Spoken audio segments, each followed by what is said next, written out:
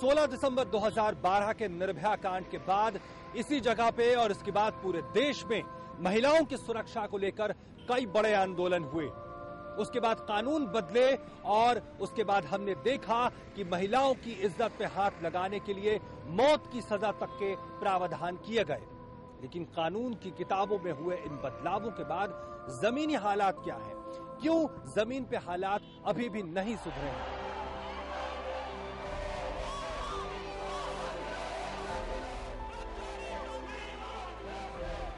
साल 2013 में बलात्कार और दुष्कर्म के मामले को लेकर कानून में बड़े बदलाव किए गए।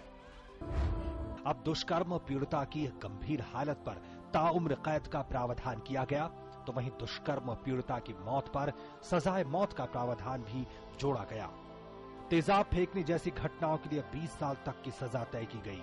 तो कुछ ऐसे मामले जिसे अब तक बेहद हल्का माना जाता था, जैसे पीछा करना, कपड़े फाड़ना और अश्लील व्यवहार, इसे भी अपराध ठहराया गया। लेकिन आज भी चाहे हरियाणा का भगाड़ा हो या फिर यूपी का बदायूं, महिलाओं की इज्जत से खिलवाड़ और बर्बरता कम होने का जैसे नाम ही नहीं ले रही। आप जब तक उसको क्राइम नहीं कहोगे, अपने मुंह से बोलो ये एक क्राइम है, जब तक आप वो नहीं कहोगे तब तक ये बंद नहीं होने वाला है। एक रेपिस्ट के मन में भी ये लगता है अरे अरे ये कौन सी बड़ी बात है, उनके मन में ये बैठ गया है कि हम करेंगे, हमें तो कोई सजा होने वाली नहीं है, हमें तो पकड़ेगा ही नहीं।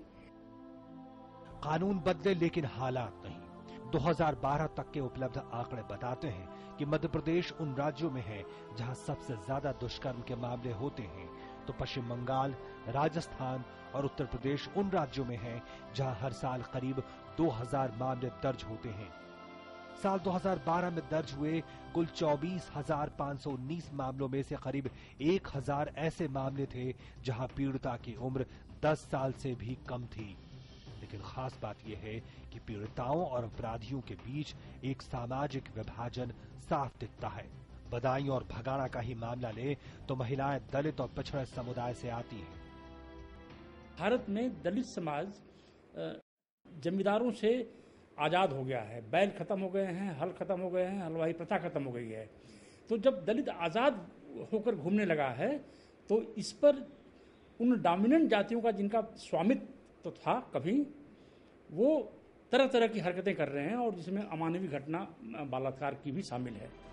चाहे राजनीतिक दलों के नुमाइंदे हों या सामाजिक मोहमाया त्याग चुके तथाकथित संत, महिला यौन अपराधों के मुद्दे पर अपराध को गाहे बगाहे हल्का या छोटा बताने की कवायद भी साफ देखी और सुनी जा सकती है।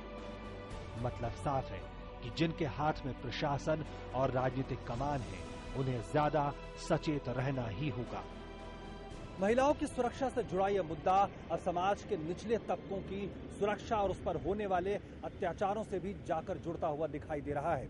और निश्चित तौर पर कड़े कानूनों से आगे बढ़कर अब राजनीतिक इच्छा शक्ति की बेहद जरूरत है। मैं ओम प्रकाश, नई दिल्ली से।